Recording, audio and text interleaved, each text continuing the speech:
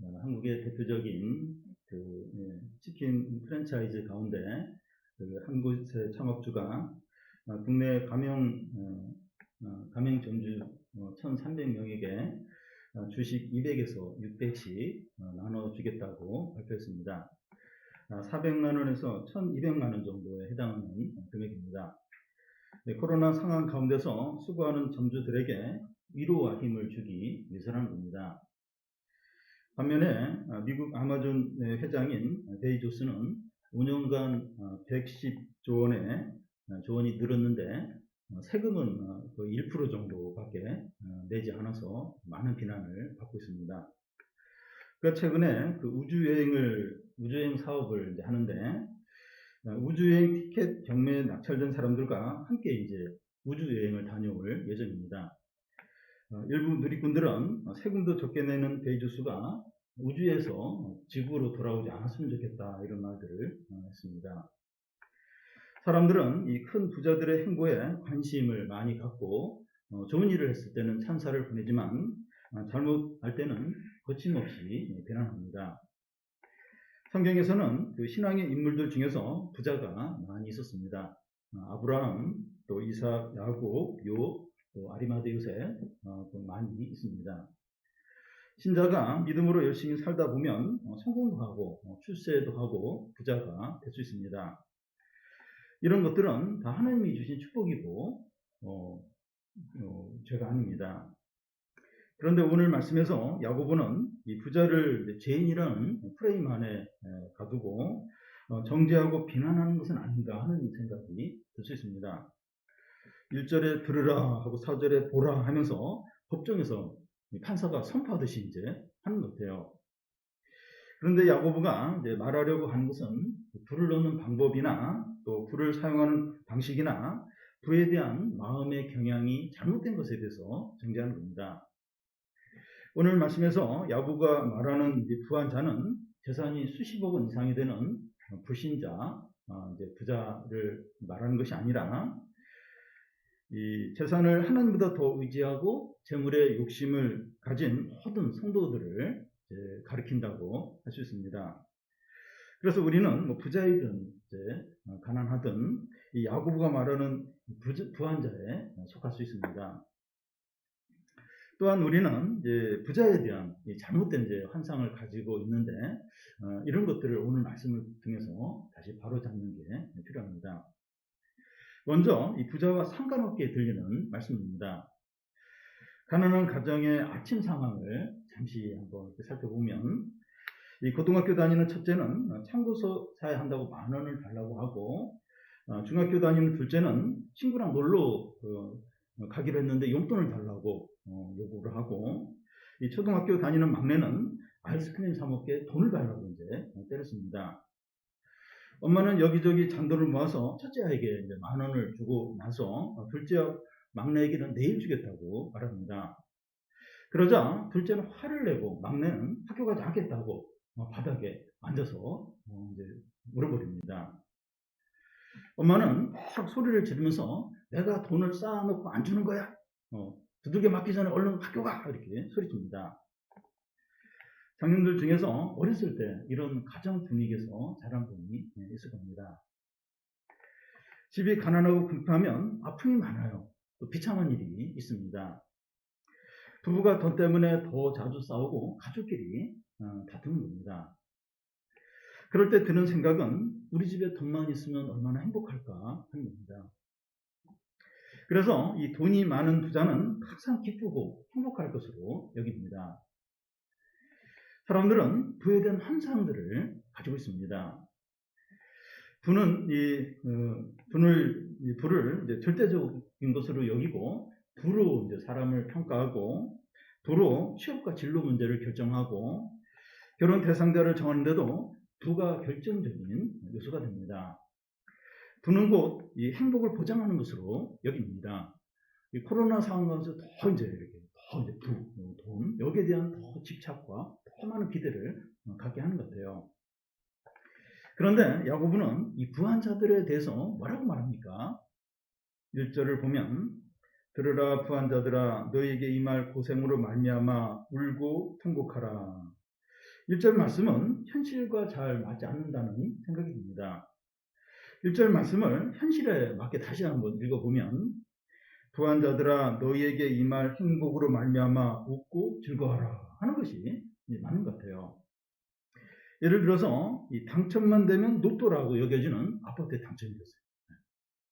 또 투자한 주식이 2배로 이제 오르고, 또 연봉이 높은 직장에 이제 취업을 했을 때 주위 사람들이 다 부러워하죠.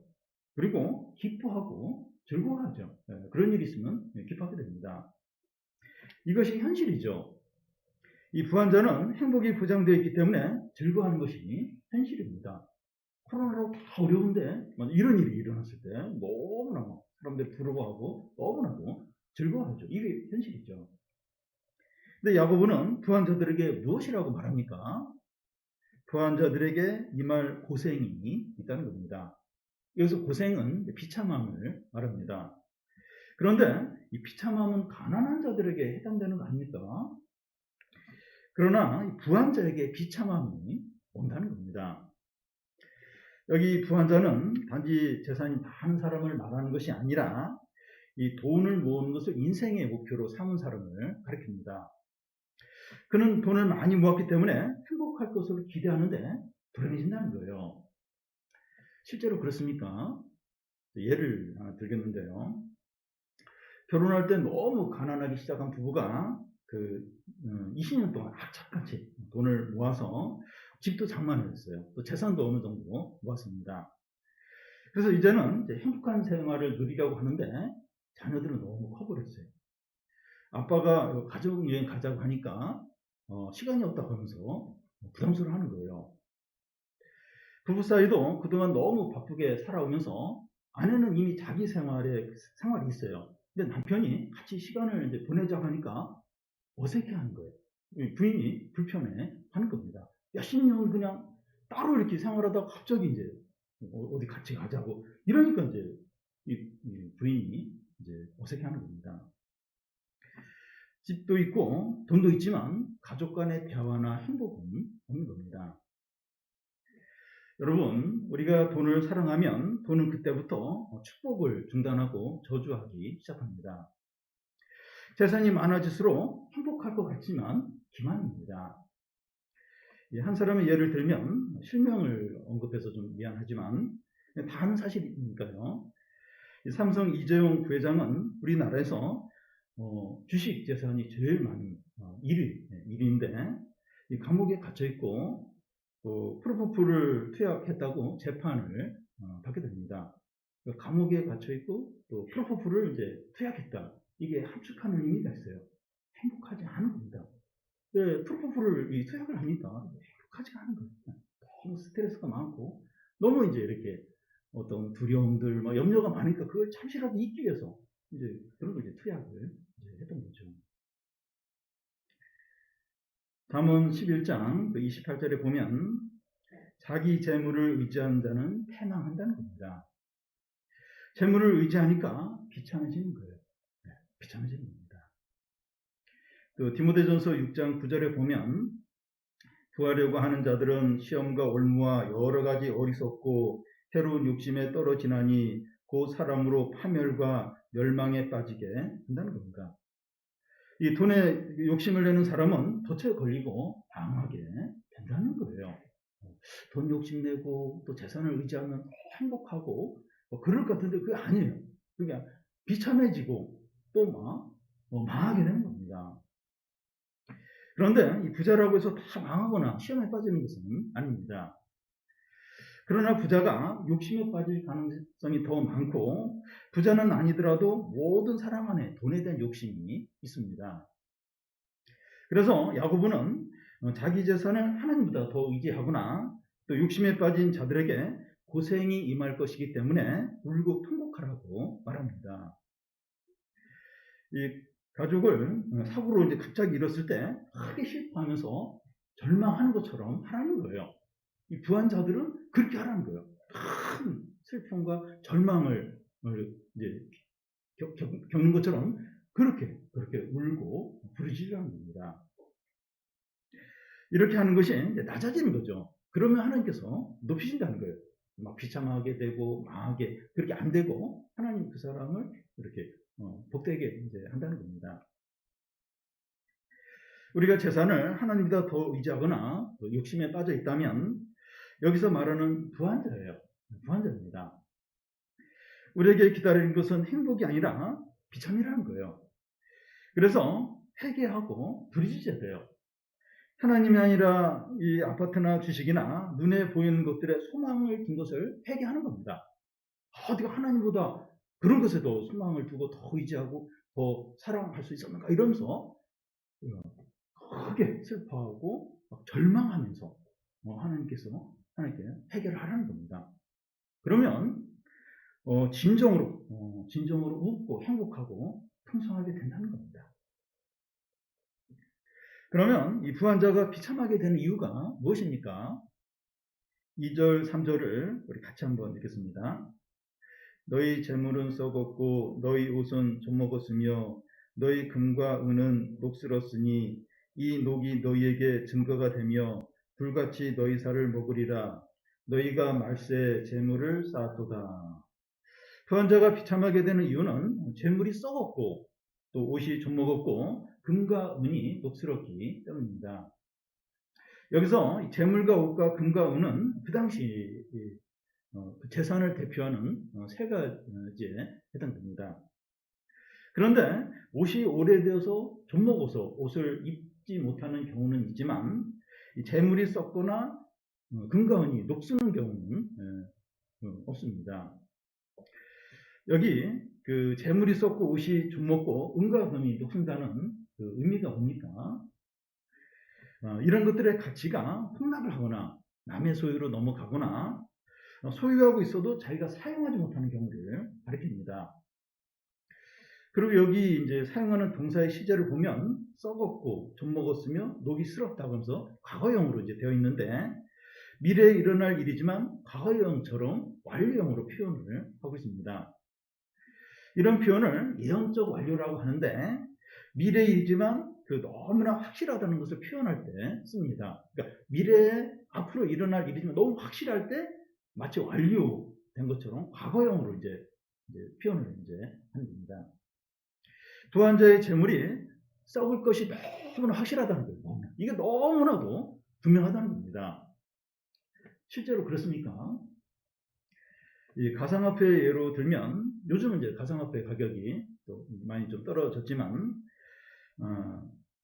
얼마 전까지만 해도 하루 거래 금액이 주식 거래 금액보다 더 많았어요.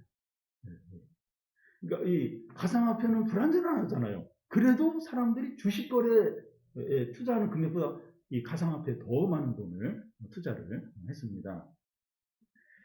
그런데 가상화폐는 한순간에 폭락을 하고 가상화폐로 많이 벌었는데 현금으로 못 바꿔요.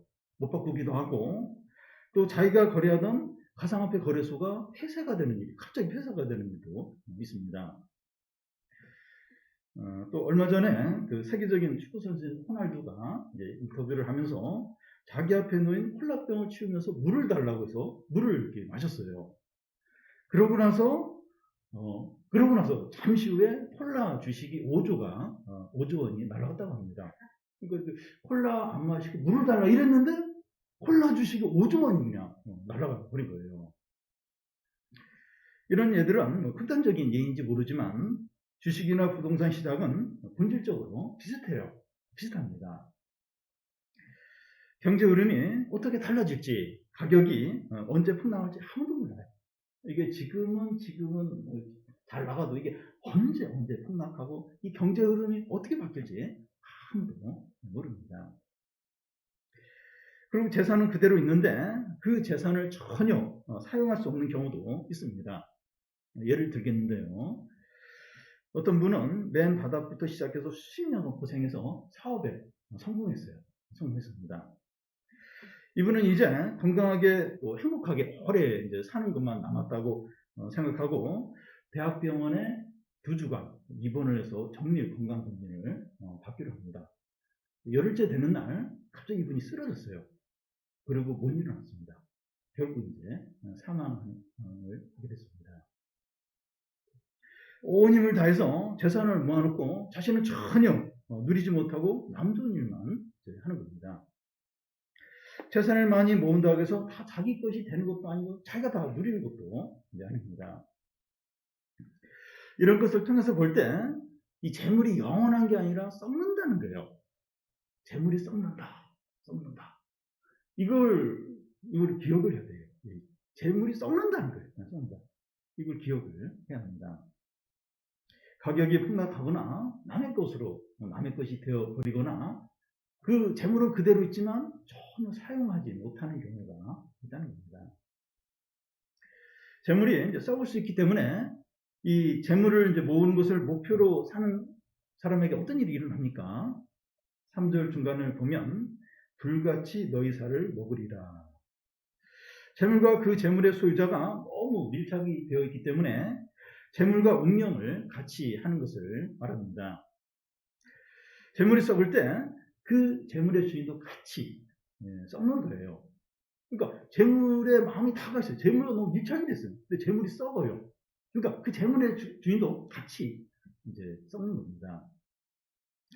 주가가 폭락하면 여러 사람이 목숨을 끊고 또 부동산이 폭락하면 여러 사람이 죽습니다. 다 일일이 뉴스에 나오지 않더라도 그걸 빚내가지고 막 주식 투자하고 빚내서 또 부동산 투자하고 그러는데 폭락을 하니까 견디지 못하는 거예요. 여러 사람이 목숨을 잃습니다. 그 정도는 아니더라도 우리는 은행 잔고가 올라가면 영성도 올라가고 수입이 내려가면 믿음도 내려갑니다. 갑자기 침체에 빠져요. 기쁨이 싹 사라지게 됩니다. 우리의 믿음이 진정한 믿음인지 알려면 수입이 많고 적음에 내 신앙이 어떤 영향을 받는가, 어떻게 달라지는가 하는 걸 보면 알 수 있습니다. 주식이나 부동산에 마음이 다가 있는 사람은 이런 것들이 폭락할 때 그의 인생도 함께 폭락을 하게 됩니다. 그럼 그게 그냥 주식이 폭락하고 부동산 가격이 폭락하는 건데 인생도 함께 그냥 폭락하는 거예요. 폭락하는 겁니다. 롯의 아내처럼 세상이 불탈 때 함께 망할 수 있는 겁니다. 3절 끝에 보면 너희가 말세에 재물을 쌓았도다 하는데 이 말세라는 것은 예수님이 죽음에서 부활하시고 승천하시고 나서 다시 재림하시기까지 그 사이 기간을 말합니다. 지금 우리가 이제 사는 이제 시대를 말하는데 주님이 재림을 기다리는 기간이죠. 이런 기간을 어떻게 살아야 됩니까? 디모데전서 6장 17절 18절을 보면 내가 이 세대에서 부한 자들을 명하여 마음을 높이지 말고 정함이 없는 재물에 소망을 두지 말고 오직 우리에게 모든 것을 후히 주사 누리게 하시는 하나님께 두며 선을 행하고 선한 사업을 많이 하고 나누어주기를 좋아하며 너그러운 자가 되게 하라. 너희 소망을 정함이 없는 재물에 두지 말고 모든 것을 후히 주사 누리게 하시는 하나님께 두고 선을 행하고 나눠주기를 좋아하라는 겁니다.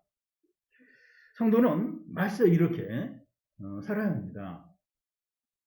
우리가 돈을 모으고 저축하는 것은 죄가 아닙니다. 우리는 미래를 위해서 돈을 저축하고 자신의 노후를 위해서 준비를 해야 됩니다. 그런데 재산을 더 많이 모으고 재산을 더 쌓는 것을 목표로 삼는 사람은 어리석고 탐욕이고 우상숭배를 이제 하는 것이 돼요. 재산을 많이 쌓은 만큼 하나님의 심판을 쌓게 됩니다. 이 룻기에 보면 룻에게 보아스보다 이렇게 더 가까운 친척이 있었는데 그는 자기 재산에 손해가 있을까봐 롯의 아내로 맞이해서 또 아들을 낳아주고 땅을 사주는 일을 거절하게 됩니다.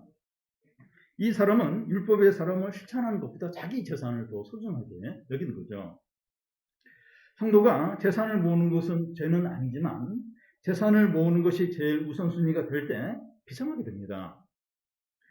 디모데전서 6장 10절에 보면 돈을 사랑함이 일만하게 뿌리가 되나니 이것을 탐내는 자들은 미혹을 받아 믿음에서 떠나 많은 근심으로써 자기를 찔러보다.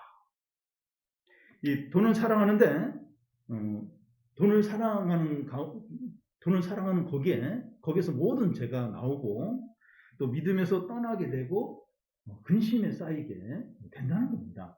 그러니까 돈을 사랑하는 데서 모든 죄 나오고 믿음에서 떠나게 되고 결국 이제 염려와 근심 가운데 사로잡히게 된다는 겁니다. 우리가 이제 이런 식으로 해서 재물을 많이 쌓게 되면 그 재물을 쌓은 만큼 마지막 날에 하나님 앞에서 심판을 받게 됩니다. 그래서 우리는 말세를 어떻게 살아야 합니까? 디모데전서 6장 6절에서 8절까지 보면 그러나 자족하는 마음이 있으면 경건은 큰 이익이 되느니라. 우리가 세상에 아무것도 가지고 온 것이 없음에 또한 아무것도 가지고 가지 못하리니 우리가 먹을 것과 입을 것이 있은즉 족한 줄로 알 것이니라.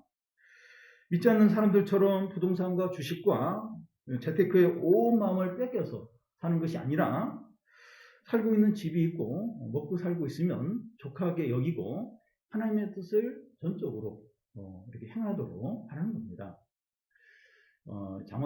장마가 시작이 됐는데 작년 장마로 많은 집들이 이렇게 침수가 되고 농경지가 물에 잠기고 그랬어요.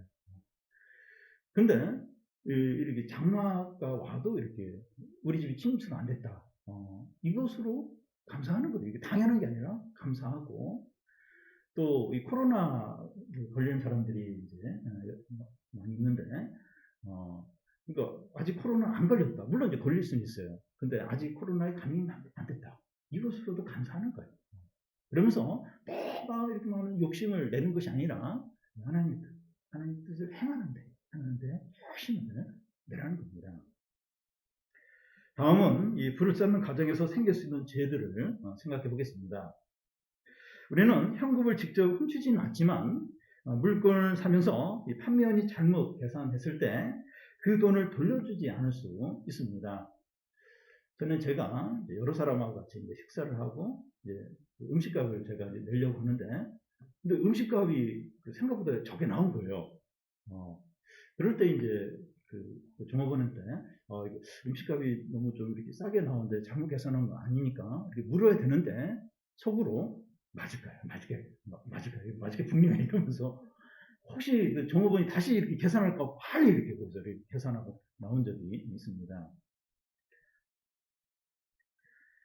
우리는 이제 책을 남에게 빌리고 나서 갖다 돌려주지 않은 책들이 있을 수 있고 또 돈을 빌리고 갚을 수 있는데도 미루면서 갚지 않은 돈이 있을 수 있고 자기 집에 돌려주지 않은 남의 우산이 여러 개 있을 수 있습니다. 무슨 말을 하려고 하는가 하면 우리는 이 다른 사람의 돈이나 물건에 대해서 그것이 작은 것이라도 우리 소유로 삼는 것에 대해서 거부감이 없고 당연하게 여기고 좋아하기까지 한다는 겁니다.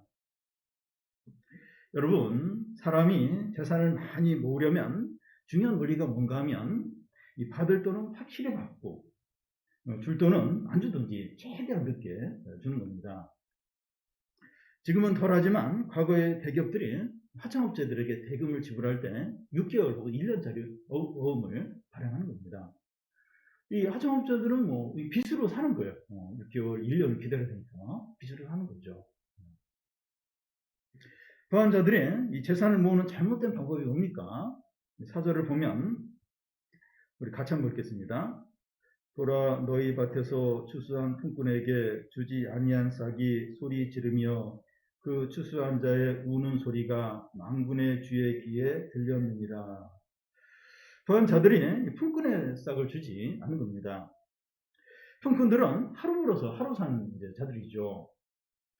오늘날 우리 사회에서 이런 일이 일어나는데 특히 이제 외국인 노동자들에게 일을 시키고 약속한 금액을 안 주거나 또 월급을 몇 개월치 혹은 1년치를 안 주는 경우가 있습니다.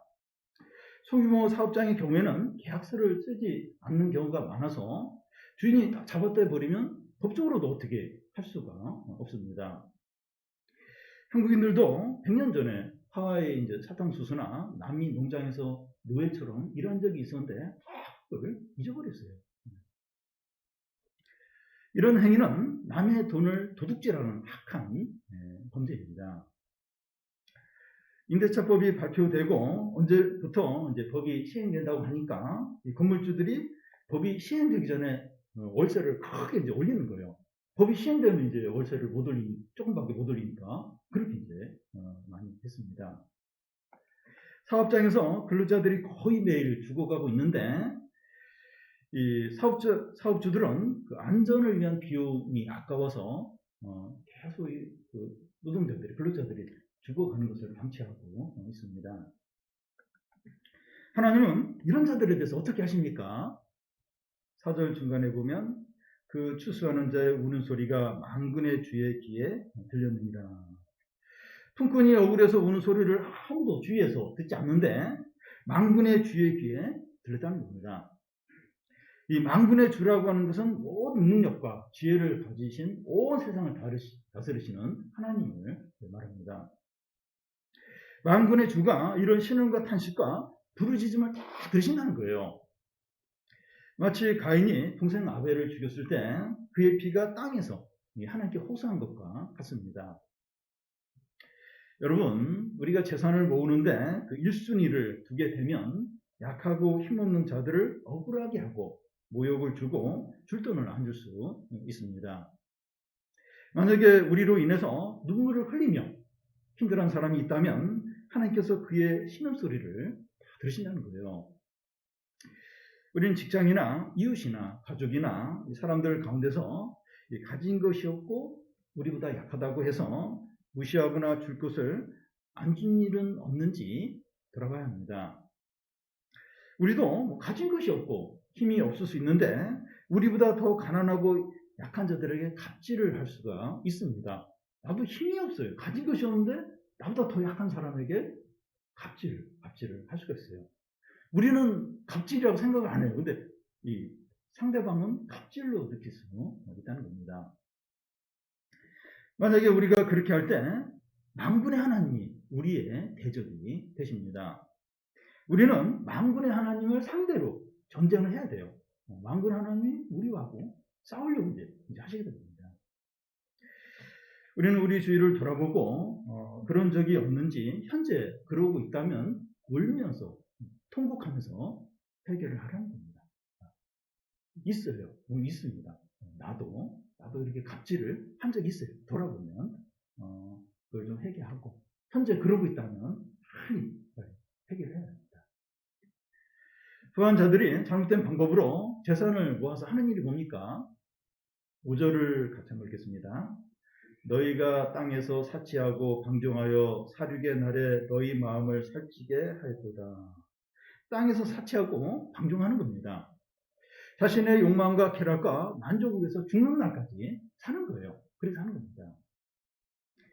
나사로와 부자 이야기에서 나사로는 집 앞에서 헌대를 앓으면서 부자의 상에서 떨어지는 부스러기를 먹고 근데 부자는 자세의 옷을 입고 매일 호화롭게 잔치를 벌립니다. 이 부자는 언제까지나 이렇게 행복하게 지낼 줄로 생각했습니다. 그런데 그에게 살육의 날이 이른 거예요. 이 부자나 나사로가 같은 날 죽게 되는데 나사로는 천국에서 아브라함의 품에 안겨있고 이 부자는 지옥에서 큰 고통을 당하고 있습니다. 부자에게 죽는 날이 살육의 날이죠. 옛날 성경에는 도살의 날로 이제 되어 있는데 돼지를 잡는 날이 이른다는 겁니다. 돼지는 이제 잔칫날에 잡게 되는데 그 전까지는 돼지를 잘 먹여요. 스트레스 받지 않도록 그렇게 돼지에게 잘해줍니다. 근데 돼지는 도살당할 전날까지만 행복한 거죠.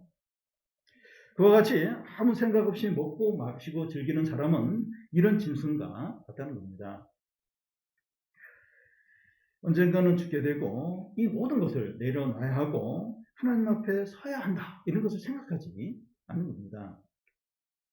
여러분, 사람이 영원한 것과 하나님의 뜻을 생각하지 않고 그때그때 먹고 마시고 즐기며 사는 것은 짐승과 별반 다를 게 없다는 겁니다. 하나님은 사람을 그런 목적으로 창조하지 않았습니다. 우리는 일하거나 공부할 때 외에는 대부분의 시간을 핸드폰 속에서 빠져서 아무 생각 없이 지내고 있지 않는지 돌아봐야 됩니다. 부한 자들이 더 큰 죄를 짓게 되는데 어떤 겁니까? 6절을 같이 한번 읽겠습니다. 너희는 의인을 정죄하고 죽였으나 그는 너희에게 대항하지 아니하였느니라. 의인을 정죄하고 죽였다는 거예요. 대표적인 예가 아방이 이제 나봇을 죽인 이제 사건을 말할 수 있는데, 아방의 궁전 옆에 나봇의 포도원이 있었는데, 아합은 그 나봇의 포도원을 볼 때마다 너무나도 갖고 싶은 거예요.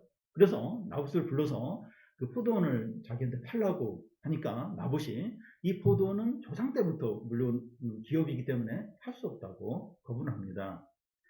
그러자 그의 아내 이세벨이 아합에게 이제 조언을 하는데, 이 나봇이 하나님과 왕을 저주했다는 그런 유명을 뒤집어 씌워서 이 나봇을 죽였다는 겁니다.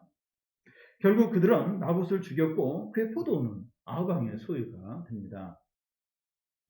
성도가 이 재물과 눈에 보이는 것에 욕심을 갖게 되면 이 다른 영혼을 가치 있게 보지 않습니다. 식당을 하는 분들은 손님이 다 이제 돈으로 보이고, 유치원을 이제 운영하는 분들은 아이들이 다 돈으로 이제 보이게 됩니다. 이렇게 돈으로 보이게 됩니다. 눈동자에 원화를 가리키는 W자하고 이렇게 짝대기 두 개, 그게 눈에 이제 눈동자에 다 있는 거죠. 모든 걸 돈으로 이제 계산하고 돈으로만 평가를 이제 하는 거죠. 여러분, 우리가 돈을 벌거나 이 부자가 되는 것은 죄가 아닙니다. 그런데 이 돈을 많이 버는 것을 목표로 하면 사람을 이용하고 무시하고 모욕하고 상처를 주게 됩니다. 그렇게 되지 않을 수가 없어요. 왜냐하면 돈이 목표이기 때문에, 돈 버는 게 첫째 목표이기 때문에 이용해야 되잖아요. 돈을 벌기 위해서. 그렇게 하지 않을 수가 없습니다. 그런데 하나님 뜻대로 사는 것을 목표로 하고 돈 버는 걸 하는 게 맡기고, 또 이 돈 버는 걸 2차적인 것으로 이제 삼는 거죠. 그럴 때 사람들을 소중하게 여기고 사람을 살리고 세우고 존귀하게 만듭니다. 특히 우리 주위에 약하고 힘없는 사람을 세우고 또 살리고 구원에 이르게 할 수 있습니다. 미국의 유명한 부흥사인 무디는 낯선 사람과 5분만 같이 있으면 복음을 이제 전한다는 겁니다. 오늘 주보에 한 형제가 직장 생활과 신앙 생활을 이렇게 균형을 잡는 게 어렵다 이런 얘기를 했습니다. 치열한 경쟁과 적자성전의 이 세상 가운데서 하나님의 뜻대로 사는 것을 목표로 하는 것이 절대로 쉽지 않아요. 절대로 쉽지 않습니다. 이게 얼마나 어려운지 몰라요. 네, 어려운지 모릅니다. 그런데 우리가 하나님 나라를 먼저 구할 때 이 모든 것을 너에게 더하여 주시리라 이런 약속이 있고, 모든 것을 다스리는 만군의 하나님이 우리를 위해서 싸우십니다. 여러분, 하나님은 군대도 계세요. 직장에도 계십니다. 안 계신 것 같은데 계세요. 그래서 하나님 나라를 먼저 우선적으로 구하고 그럴 때 이 모든 것을 더해 주시리라. 그리고 만군의 하나님이 우리 편이 되어서 싸우십니다. 진짜 그래요. 진짜 믿음으로 그렇게 하면 믿음으로 진짜 하나님 그렇게 역사를 하십니다. 우리가 이 돈을 많이 벌지 못하고 성공이 늦어지더라도 우리 주위에 약한 사람이 우리를 통해서 살아나고 존귀게 되고 구원을 받는다면 이것보다 더 가치 있고 크고 위대한 일은 없을 것입니다. 남는 게 뭐 있거든요. 얼마나 많이 모으고 얼마나 승진하고 얼마나 성공하고 그게 이제 그 본인에게는 좋을지 모르지만 그게 이제 하나님의 심판을 쌓는 거예요. 그리고 결국 비참하게 되고 불행하게 되고 그게 이제 그게 이제 정착력입니다. 그런데 그 목표를 하나님의 뜻을 행하고 하나님을 제일 우선순위에 두는 거예요. 그러면 사람들이 눈에 들어와요. 사람들이. 그리고 약하고 힘없는 사람들을 무시하고 그게 아니라 그 사람들을 사랑하고 그리고 세우고 그 사람들을 주님께로 이끌고, 여러분 이것보다 더 가치 있고 이것보다 더 위대하고 이것보다 더 큰 일이 있습니까? 그런 분들이 우리 교회에 많이 계세요. 그런 분들이 이렇게 직장에서나 어디서나 약하고 힘없는 사람들을 사랑하는 거예요. 존귀히 여기고 그들을 세우고 그 사람들이 다 귀하게 돼요. 다 구원을 받고. 여러분 이것보다 더 가치 있는 일이 있습니까? 마지막 날에 이제 모두가 이제 하나님 앞에 갔을 때 그 그 힘없고 약한 사람인데 주위에서 이렇게 세워주고 또 이렇게 또 살려주고 또 이렇게 구원으로 이끌어서 이렇게 정직해 된 사람이 하나님 앞에서 증거를 할 거예요. 이 사람이 내가 약할 때, 내가 참 어려웠는데 나를 세워주고 나를 격려해주고 나를 구원으로 이끈 사람이다. 이 사람 무조건 확실하죠. 확실하게 천국 가는 거고 하나님께 큰 상을 받게 되는 거죠. 그래서 우리의 목표, 돈 벌고 성공하고 다 원해요. 그게 뭐 나쁜 게 아니에요. 뭐 그럴 수 있어요. 근데 첫 번째로 그걸 두는 게 아니에요. 세상 사람들은 다 그걸 첫 번째로 둬요. 그래서 비참하게 돼요. 우리는 하나님의 뜻을 행하는 걸 첫 번째로 잡죠. 그리고 돈 벌고 성공하는 건 하나님께 맡기는 거예요. 그러고 사람을 사랑하고 사람을 세우고 주위에 특히 약한 사람들, 힘이 없는 사람들, 그 사람들을 그렇게 하는 겁니다. 그러면 그 사람들이 살아나요. 정직해 됩니다. 그 영혼을 구원합니다. 이것보다 더 가치 있는 일이 없죠. 이것보다 더 위대한 일이 없죠. 주님은 그걸 위해서 우리를 이 땅에 두신 것이죠. 근데 뭐 코로나 또 막 경제 어렵고 하니까 더 이제 집착을 하는 거예요. 믿지 않는 사람뿐만 아니라 믿는 사람들도 많이 이 주식에 관심을 갖고 또 주식에 많이 이렇게 또 투자도 하고, 그래서 온 관심이 어떻게 보면 주식에 있어요. 아침에 일어나면 제일 먼저 기도하고 이렇게 말씀 보는 게 아니라 주식 내가 투자한 주식 얼마나 올랐나 그거 그런 분들이 있습니다. 많이 있어요. 네. 근데 우리의 목표, 우리의 첫 번째를 뭘로 삼느냐, 이게 굉장히 중요합니다. 오늘 말씀이 우리에게 무엇을 말씀합니까? 우리가 재산이나 가진 것들을 하나님보다 더 의지하면 그 재산들이 썩는다는 거예요. 썩는다는 겁니다. 그런데 재산만 썩는 것이 아니라 우리 자신도 함께 썩고 멸망을 하게 됩니다. 우리가 재산, 눈에 보이는 것에 마음을 다 두고 그걸 제일 우선순위로 할 때 재물과 함께 썩게 돼요. 함께 비참하게 되고 망하게 됩니다. 우리는 썩고 사라질 재물에 소망을 두는 것이 아니라 참되고 영원한 하나님께 소망을 둬야 돼요. 후히 주시고 누리게 하시는 그 하나님께 소망을 둬야 되죠. 네. 그럴 때 재물도 잃어버리지 않아요. 진정으로 기쁘고 행복하고 풍성하게 됩니다. 우리가 먹고 사는 거 모든 거, 건강 모든 거 하나님이 지켜주세요. 하나님이 책임져 주십니다. 왜냐하면 우리가 하나님께 다 맡기니까 하나님 그걸 책임져 주시죠. 이 시간 우리 자신을 한번 돌아보시기 바랍니다. 우리가 돈과 안정된 삶과 세상의 재미에 마음을 다 빼앗겨 있다면 행복해진 것이 아니라 비참해진 것이기 때문에 울며 통곡하고 회개하시기 바랍니다. 그동안 오늘 예배드리기 전까지 지난 한 주 동안에 이게 다른 것에 마음을 빼앗겼고 거기 우선순위가 있고 그게 첫 번째로 세상에 이런 게 그렇다면 회개하는 거예요. 물론 이 마지막에 내가 이렇게 살면 그 마지막이 뭔가? 비참한 거 아닌가? 불행 아닌가? 재물과 함께 썩는 거 아닌가? 그 주식 붙들고 지옥에 던져지는 거 아닌가? 부동산 붙들고 영원한 멸망에 빠지는 거 아닌가? 그럴 위험이 있는 사람들이 많이 있어요. 교회 안에 많이 있습니다. 울며 애통해하며 부르짖는 거예요. 내 종착역이 뭔가? 결국 뭔가? 내가 하나님을 믿는다면서 소망을 어디에 두고 있는가? 울며 애통해하며 부르짖는 겁니다. 그러면 이제 회복이 돼. 우선순위를 바꾸면 회복이 되고 다시 이제 축복을 누리게 되는 거죠. 우리에게 있는 것들을 감사하고 만족하고 하나님 뜻대로 사는 것을 목표로 삼는 성도들이 되시기를 바랍니다.